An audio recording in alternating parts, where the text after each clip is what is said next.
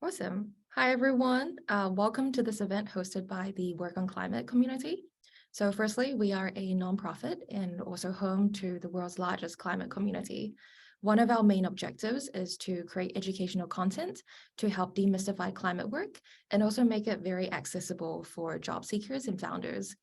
You can join us at workonclimate.org. So my name is Yishan, and I'm a member of the events team for Work on Climate. I will be co-hosting today with Jennifer, and we are very excited to have Bryan from the National Indian Carbon Coalition joining us to share more on carbon markets from an Indigenous perspective. So first off, I'll start by sharing a brief intro on our speakers today. So firstly, we have Bryan Van Stippen, who is a program director for National Indian Carbon Coalition, which provides education, training, and technical assistance to American Indian tribes and Alaska Native villages on the development of carbon credit and renewable energy projects. He previously served for 7 years as tribal attorney, where he was responsible for land acquisition and other land-related issues.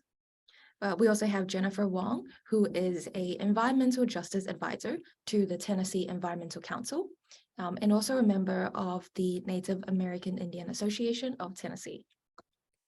The structure of our event today will focus on Bryan's presentation on the carbon markets. Feel free to drop any questions in the chat, and we'll get to that either during the presentation or in the Q&A. We'll also have some discussions to hear more about how today's topic impacts the work that you are doing.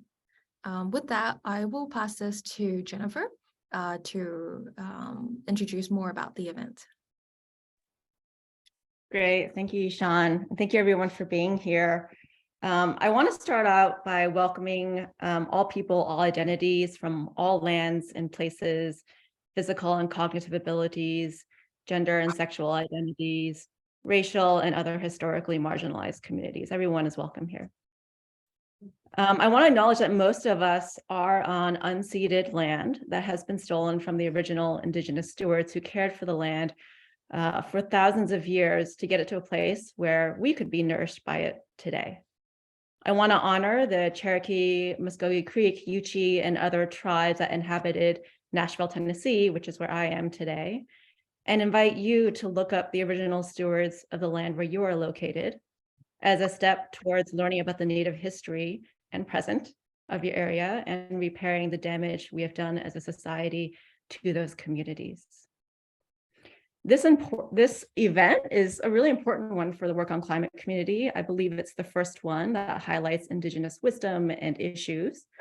And it's important because it's a large, powerful community, right? I think there's over 13,000 people in the Work on Climate Slack community.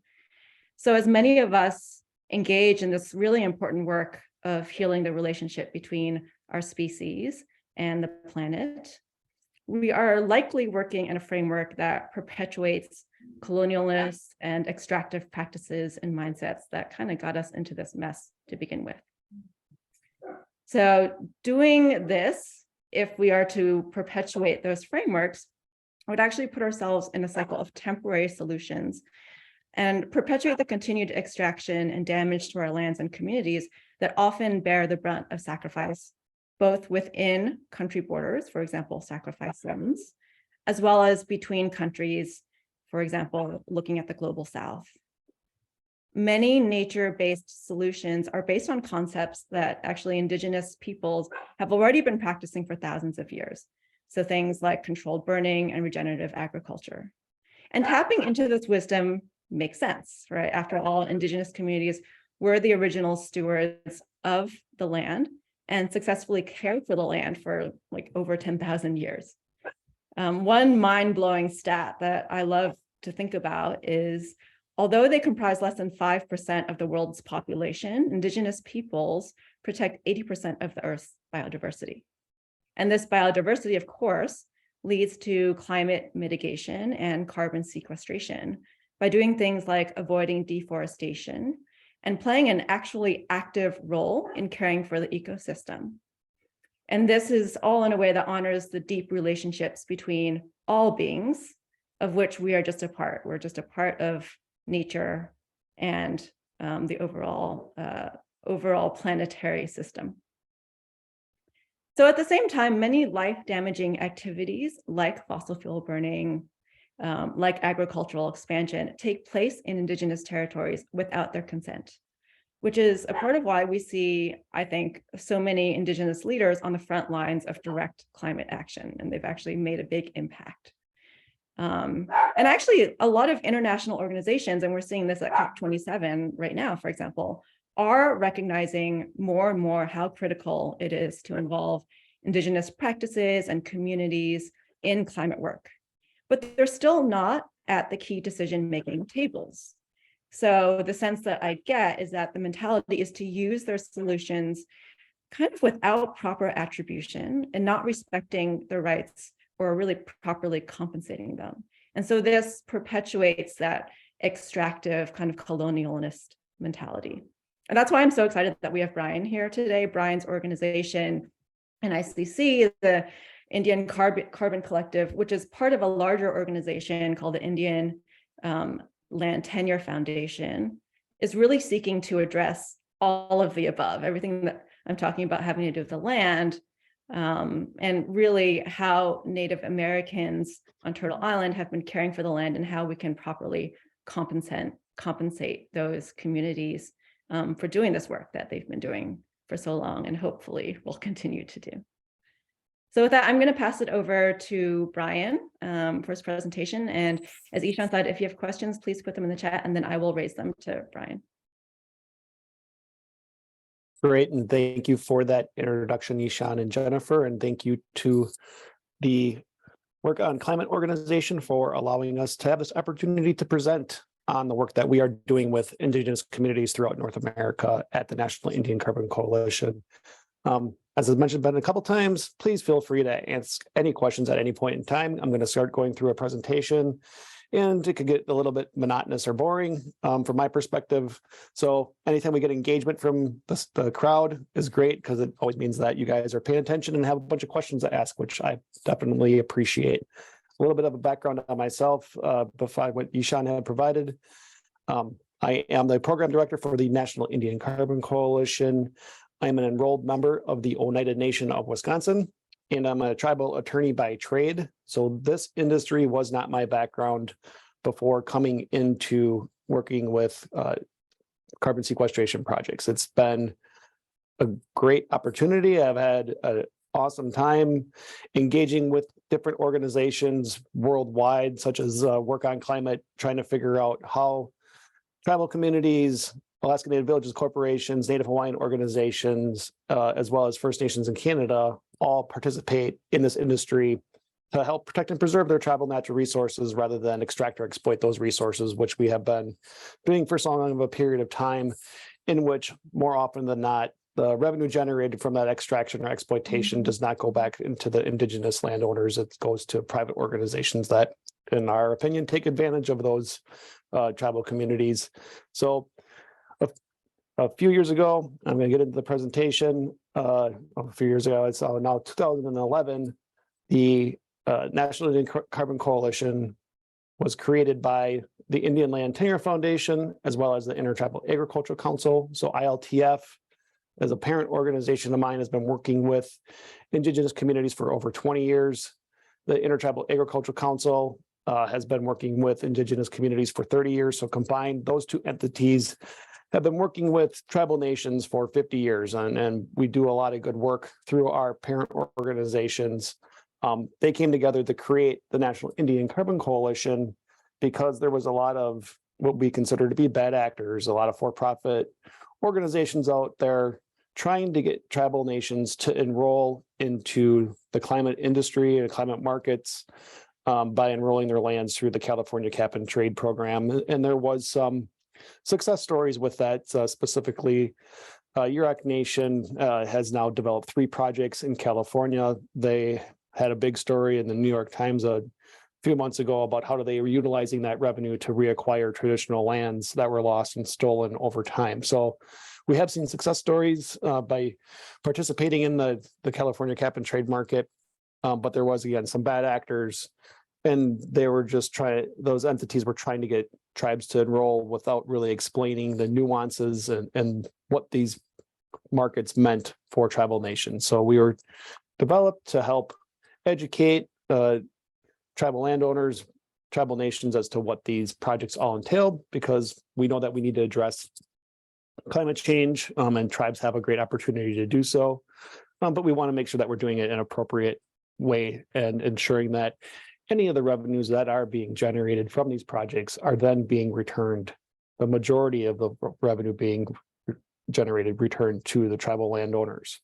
So our mission is to protect and preserve these tribal land ownership and reduce the effects of climate change, utilizing the natural resources that the tribes have control over on their tribal reservation lands, to reduce greenhouse gas emissions. How do we do all this? This is always the fun stuff. So what we have found previously, as I mentioned, there was a lot of extraction in Indian country, specifically railroads had come through way back in the day and utilizing control over mineral rights on the lands going across tribal reservations.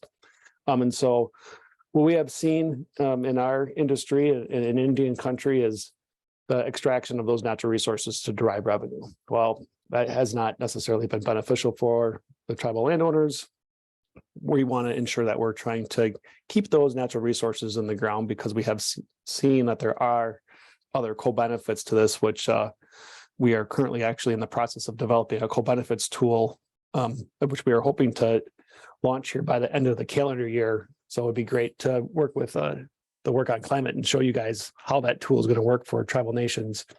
But we want to develop these economic opportunities to address climate change. And again, we will specifically focus on we focus specifically on the voluntary carbon markets to try to make sure that we are adhering to the goals set by the tribes themselves through different land management practices that they have implemented.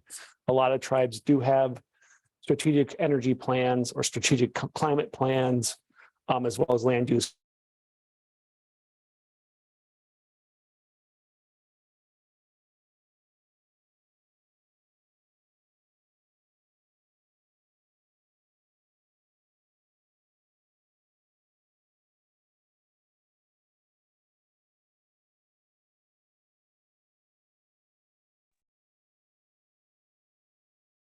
I think Brian's internet cut out.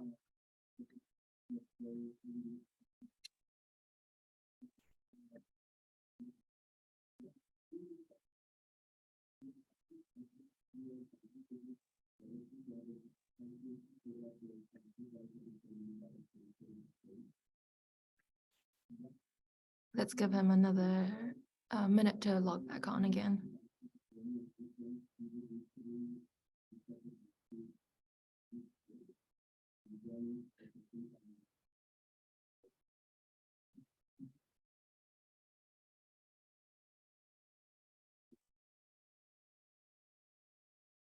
Hey, Brian, you're back.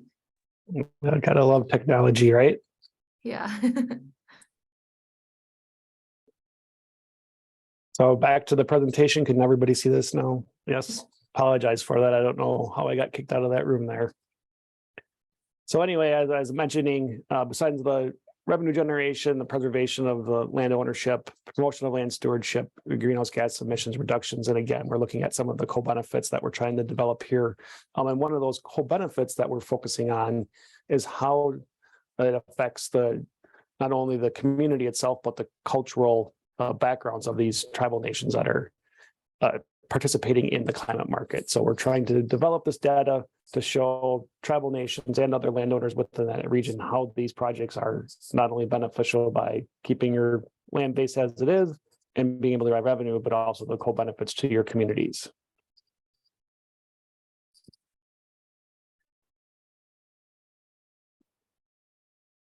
That's enough. Try this again.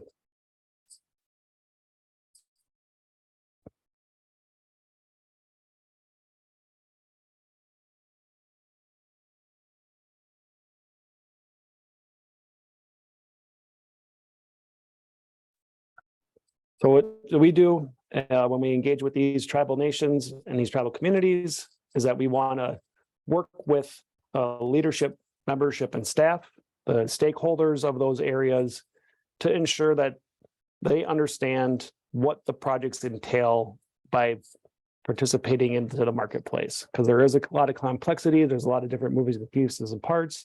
There's a lot of third parties that have to come on to the land base and analyze tribal data. So we want to ensure that the tribes retain ownership of any data that's created and generated. We want to ensure that the tribes are receiving the benefits from these projects.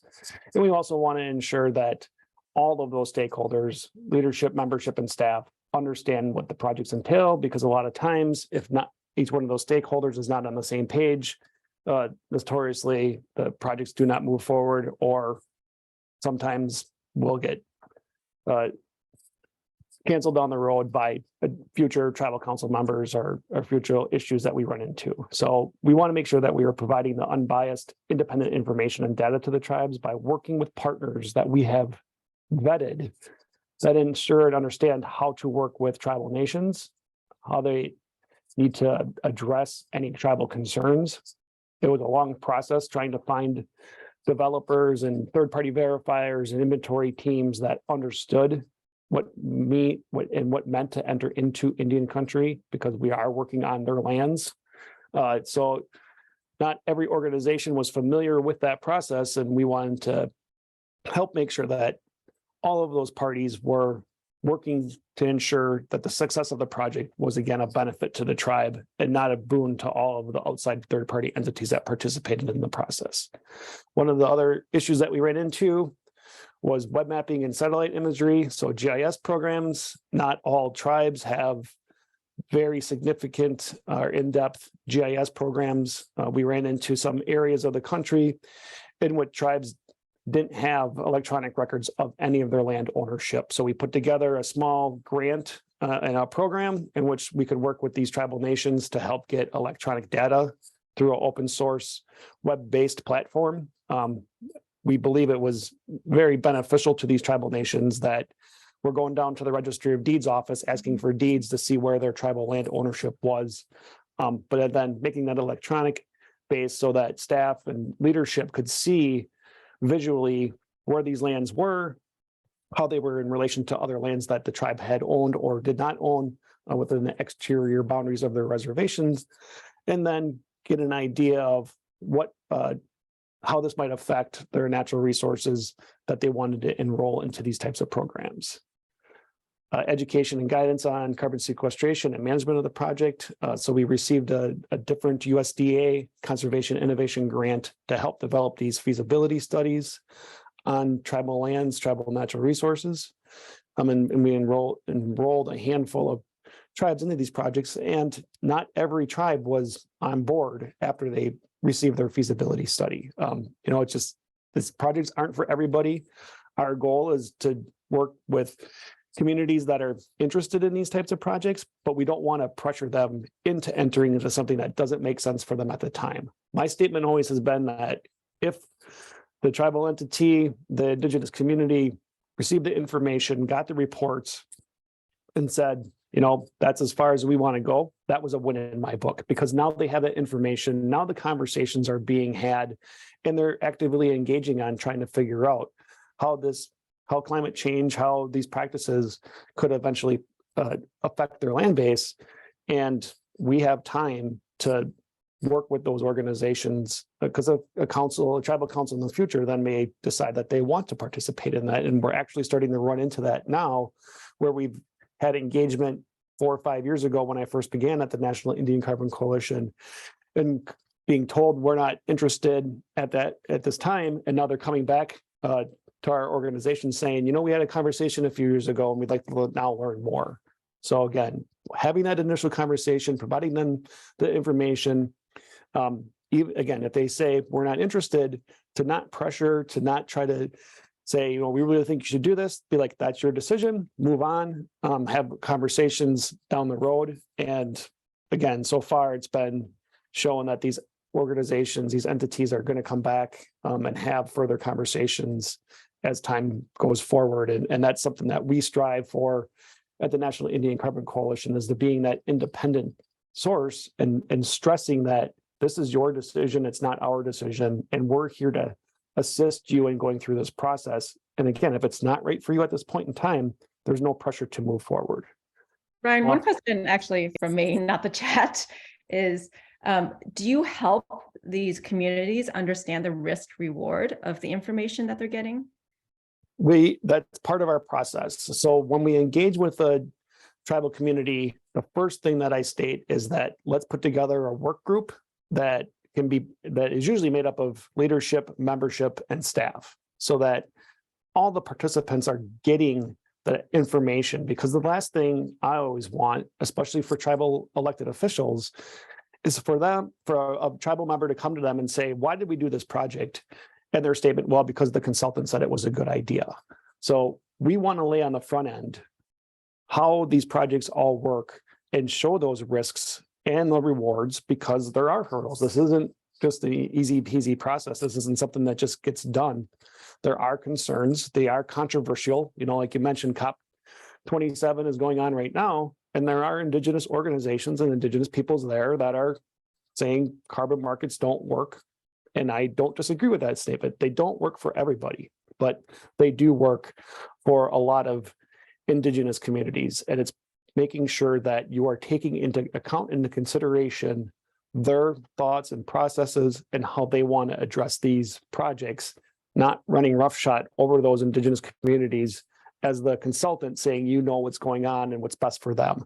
So again, we try to ensure that we are educating and assisting in a capacity that is beneficial to the tribal communities, not just trying to make a project happen because it could create a bunch of revenue. So we try to lay all those issues out. And I'll get into this in a little bit, but our first handful of projects that we worked with tribes, it took 3 years of conversations within that tribal community before we could move forward with the development of the project. And then once we get into the development of the project, it's another 2-year process. So we want to make sure that we are there with leadership, staff, and membership as the decisions are being made, and help and assisting in that development process, but not making decisions for them. Mm-hmm. So that's the role that we're trying to do. And again, looking at those risks and rewards is the whole part of whether or not to move forward with a project. Fortunately, we'll get into this later, but like I'd love to hear, I'm sure other people would too, like some examples of where it's gone wrong. So far, we have not necessarily hit, well, I guess I can't say that. There has been some issues that we've had some negative connotations as to what projects entailed. And I can tell you a story, and I'm not certain how many people are familiar with how tribal governments are operated, but we have general tribal membership. Like I mentioned, I'm a member of the Oneida Nation, and as a member, we have voting rights through our general tribal council, and we can pass resolutions on our own that we present then to our elected officials to adopt. Then it's dependent upon the elected officials if they want to do that through our tribal government. But I ran into a tribe in which the general tribal council, the general membership, passed a resolution to never do a carbon project on tribal lands because we had a fly-by-night organization that came in and gave a bunch of bad information, and it got out into the tribal community that this large oil and gas company was going to buy all the land, buy all the trees, cut them all down, and then make a bunch of money off the carbon sales. So it was just a nightmare. And when we get that far into the negative connotation as to what these projects mean for tribal lands, tribal ownership, tribal sovereignty, there's just too many concerns. And so that general tribal council passed a resolution to never do that project. And the elected officials who really wanted to do the project, they're like, we can't not do this, Bryan, because we're going to get voted out of office. We're going to get impeached essentially if we approve this. So the resolution was approved, and now in that tribal community, we can never do a carbon project. With all that being said, to me, that works to my benefit, because now I can go into that community and we can start helping educate leadership, staff, and membership as to what these projects truly entail. And all those fly-by-nighters are no longer allowed to be in the room or have the ear of the membership and staff, in which we still have a good relationship with that tribal nation. But then, it's just going to take a little bit more time to show why these are successful. And to me, that's by demonstration And now that we do have projects online, I can go back to those entities that had concerns originally and say, look, I get that there's problems, that there was issues, but we do have success stories here as well. And we can show you if these are still of interest, how to make them to be successful.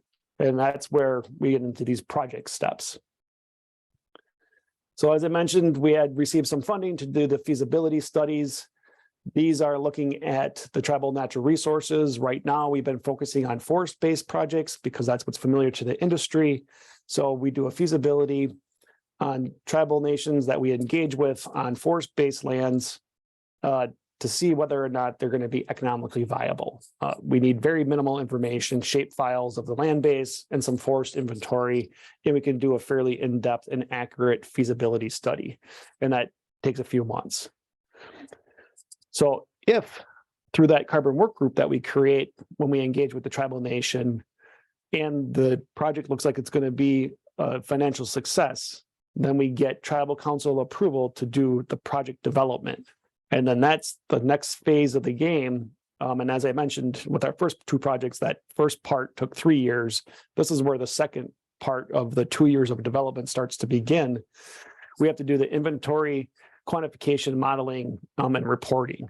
So we have to bring in those outside third parties and ensure that they understand how to work within those tribal communities to develop the data that we need. And again, all of the data that is generated, any reports that are created are still owned by the tribes, because that's important information that we don't want going out into the general world. We want that to be owned and controlled by the tribal nations themselves. And we just have a standard non-disclosure agreement within the contracts so that those parties know that they are not allowed to share that information. Then we do the verification and registry review. This is another 6 to 9 month process. So this is working with yet another third-party verification organization. A couple out there that we've engaged with have been like SCS Global and Ruby Canyon, but there's a whole list of organizations that you work with, as well as the registries. Currently, the projects that we've been focusing on have been the American Carbon Registry through the Improved Forest Management Protocol. So our first handful of projects are all on ACR's registry. We have been engaging with Vera and have spoke to the Climate Action Reserve. We have a project right now we're trying to move forward through Plan Vivo, which is based out of the UK. And then there's Gold Standard and Red Plus, the North Stars. But right now, for our first handful of projects, we're on ACR, looking at moving into Vera because there's been some different and more in-depth protocols that are being developed due to concerns by the industry, specifically the buyers, about the high integrity, high end quality of these types of credits and projects that are being developed. So this takes a while. It's a long process. We want to make sure that we're working closely with these organizations so that we can show to buyers at the end of the day that we are creating these high quality carbon credits. During all that process, we're working on trying to generate credit sales. Right now, we have a few organizations that have supported our original projects. We have not done any publicly announced information with that. If you go online and look at the registry, you can see who has acquired our credits. But we're still working on trying to get some public announcements as to those organizations that have supported the acquisition of credits and the projects that we currently have online. And if you're familiar with the industry, this is an extremely heavy lift that I was unfamiliar with when I said, I want to do this work for tribes at the National Indian Carbon Coalition. And I do not want to go through brokers. I do not want to go through other third parties to help us sell our credits. However, trying to do it on your own is a very, very difficult task, because there's entities that have entire departments going out there trying to sell carbon credits that they may acquire from the developer, the landowner, and then they get sold through another third party. So it's been an interesting process. We're starting to get some more steam because people are starting to hear more about the work that we've been doing with the tribal nations and our Indigenous communities that we've engaged with. So these types of conversations today are extremely beneficial for our organization to get the word out to people that just might have connections to organizations that are acquiring credits or looking at trying to do offsets. So it's been beneficial for us to develop these relationships. Bryan, on that note, if I could interrupt you for a second, you did invite me to interrupt you just so that everybody knows. For people in this community who are either working in carbon markets or interested in working in carbon markets, what are some things that they should keep in mind to really respect Indigenous rights? Like, of course, work with you guys as an organization, but outside of that, what are some things that people should keep in mind as they enter into work that will involve Indigenous communities? I mean, the big thing to me is always listen. And I have my cohort, Susan's on the line here right now. She was a tribal legislator when I was a legislative council, and I cannot tell you how many times an outside organization would come into the tribal council chambers and speak at our elected officials and make the mistakes of saying, well, we're not going to take any questions right now. We want to wait to the end. And then I'm like, well, now they're not going to, that's pretty much the end of your relationship, because you're not listening to what the elected officials are trying to ask questions of. You're trying to sell them something that they may not want. Or if they are on the fence and you're not willing to engage and listen to their concerns, then we already know that you're not an entity and an organization that's going to be easy to work with. And we've seen this with other large nonprofit organizations that have tried to come into Indian country, and they have a way to do it, and that's the way they want to get stuff done. And those relationships go sour real fast because they don't want to listen to the tribal nation's concerns. And that's frustrating from our perspective and from my perspective, because we could get a lot of work done if you just listen to the concerns that those tribal communities have, because not every tribal community is the same and not every concern is going to be the same.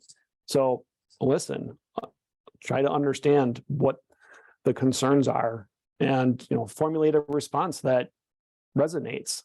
And it's a heavy lift and it's difficult work to do. And again, like you're saying, Jennifer, that's one of the reasons why organizations work with the National Indian Carbon Coalition, is because we have been in those rooms before and we have had those concerns before, and we've seen the mistakes that people made. And I'm not saying I'm perfect, because I make my fair share of mistakes as well. But it's difficult work, especially when there are other organizations out there saying to not do these types of projects because they're just epic failures. And then I'm on the other side of the table saying, well, there has been failures, but things have changed. We have a better understanding of how to make these work now, and we think we can. And my statement has been to these tribes that we've engaged with is that not only can we do these projects, but we can be leaders in the industry because things are changing. And if we can get entities to listen to our concerns and show our traditional ecological knowledge on how to manage our lands, that it could be a benefit to everybody. Yeah. And we're starting to get into those policy conversations now, which is fun, but it's a lot of work that it needs to be done yet. Yeah, and it sounds like your organization is playing this balancing role of helping tribes to protect their land, but also because you've seen a lot of these concerns over and over again, you can help reassure them that, oh, I've seen this issue before. With maybe this adjustment, it doesn't need to stop you from benefiting from this project. Correct. And we were just I was on a call right before this with the organization that had tried to develop a program specifically for the state of Oklahoma, but that was when everything was under the Chicago Carbon Exchange. Well, in Indian country, we have long memories. And so tribes that had enrolled in those projects 15 years ago and got burned are like, well, we still don't want to do carbon. Well, why? Well, we were part of this when it was a Chicago Carbon Exchange. It's like, yeah, well, that was an epic failure because that whole marketplace didn't necessarily function how it was supposed to. Now things have changed, but it still takes time to show those early adopters that they can now participate again and hopefully eliminate a lot of the concerns of how that project failed previously. But again, there's long memories there. So it makes it even that much more difficult to get people to participate if they've already had a bad experience. Yeah, makes sense. So we had time allocated now for live Q&A from the audience, but Bryan, I'd love for you to finish your slide because I totally just interrupted you on step 4.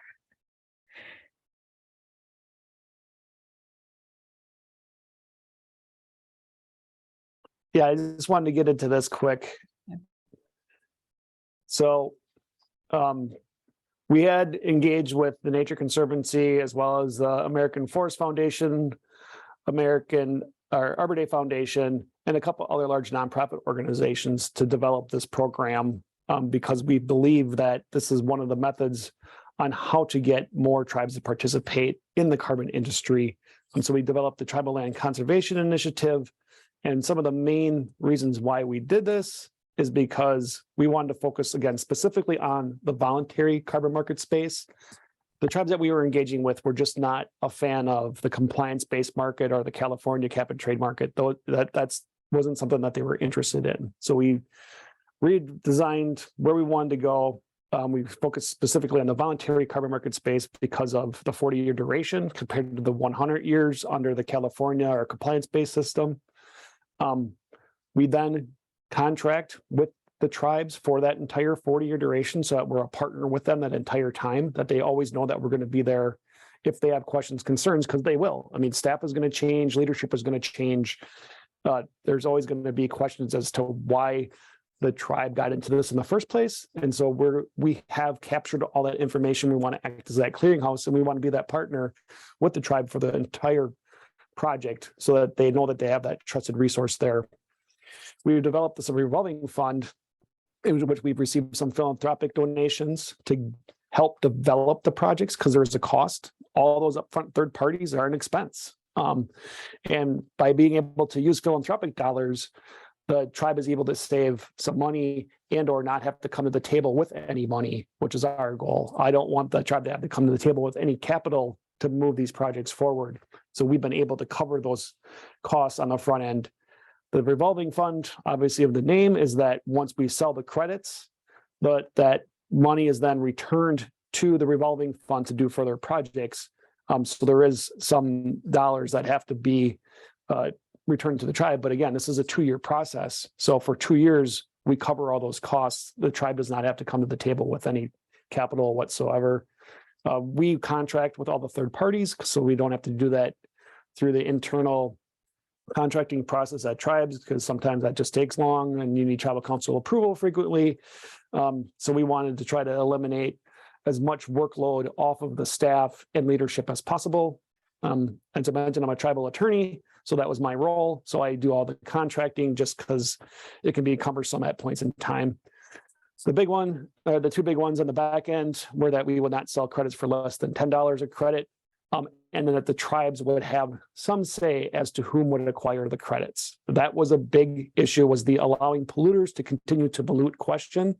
Again, on the California marketplace, it was auction-based. Anybody can buy the credits that are generated by the tribe. They're going to get a good rate. They're going to get a big check, but they have no control over who buys the credits. Through the voluntary market space, again, I engage with tribal staff, leadership, and membership, and I bring buyers to the table and I say, is X organization okay for you, with you to acquire credits? And then, usually they give me a thumbs up because we've already had these conversations throughout the development process of, we don't want oil and gas, we don't want utilities, we don't want anybody in that streamline the transporters like Enbridge or TransCanada. So then I got to get, where do they want to go? And then I start looking for those types of organizations. So again, one of our first buyers of credit and credits was Dick's Sporting Goods. Those values of Dick's Sporting Goods aligned with the tribe that we were working with. The tribe said, yes, we are happy that that's the type of entity that is looking at acquiring the credits that we've developed on our lands. So that's, I'm going to skip past our projects because we've talked a lot about how this works and we are running out of time. But we do have a handful of projects that we have on the marketplace right now with the Keweenaw Bay Indian community in the Upper Peninsula of Michigan, as well as with the Fond du Lac Band of Lake Superior, Chippewa in northern Minnesota. They're just right outside of Duluth, Minnesota.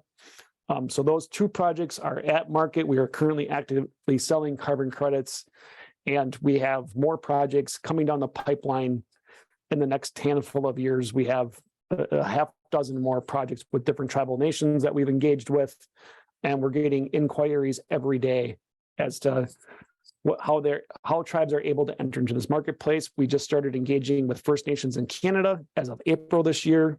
because some rules changed up in that area. So seeing the opportunity to work with First Nations as well in a similar capacity, we've been working with tribal nations in the continental United States, as well as those Alaska Native villages and corporations and Native Hawaiian organizations. So, I mean, I've been everywhere over the last 3 years visiting with all of these communities, and it's been a blast. But you know, there's a lot of moving pieces and parts, and there's a lot of good organizations out there like Work on Climate that's trying to get more recognition for these types of projects that are being developed with Indigenous peoples. Great. Awesome. I see we have a question from David live, and he also put one in the chat. I'm not sure if it's the same question, but David, go ahead. Yeah, it's the same question. So I'm wondering if you could talk a little bit, are there any attempts going on to kind of integrate biodiversity co-benefits into these Indigenous carbon programs, and just kind of talk a little bit about that? So as I mentioned, we have that USDA grant in which we're currently doing analysis and building a platform on how to show all of these co-benefits that are being developed, but then we have to develop all of the data behind it, and that's been a pretty heavy lift. So I think we're going to have a platform available in a few months, but then right now we're using a lot of publicly available information, and we got to get into those communities and start working with them together that in-depth data that we believe that we need. So it's coming. I want to say the Trust for Public Lands has a co-benefits tool that they have just recently launched. I know a couple of our partners have been on their webinars within the last week or so. So we're starting to see a lot of looks into what these co-benefits mean for these types of projects, and whether that is the add-on to the supporting of the projects or whether that's going to be a whole separate marketplace. I think that still has to be determined. Great. Thanks, Brian. Are there any other live questions? And what we're going to do is we're going to save down the chat in case there are other questions that come up that we don't have a chance to answer, and then maybe Brian can answer them offline. Any other live questions?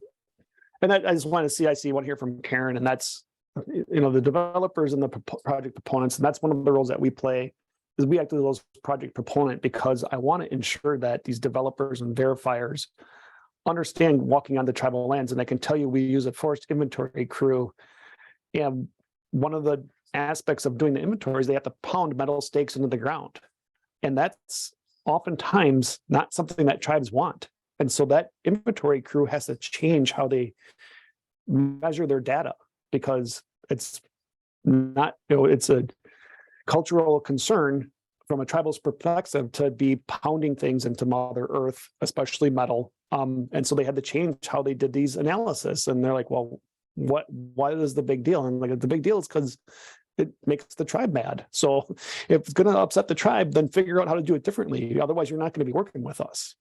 Unfortunately, you know, that organization got it and said, nope, we have another method that we can work in a different capacity. But those are the issues that we have to ensure that we're overcoming as we start getting onto the lands themselves. Thank you, Brian.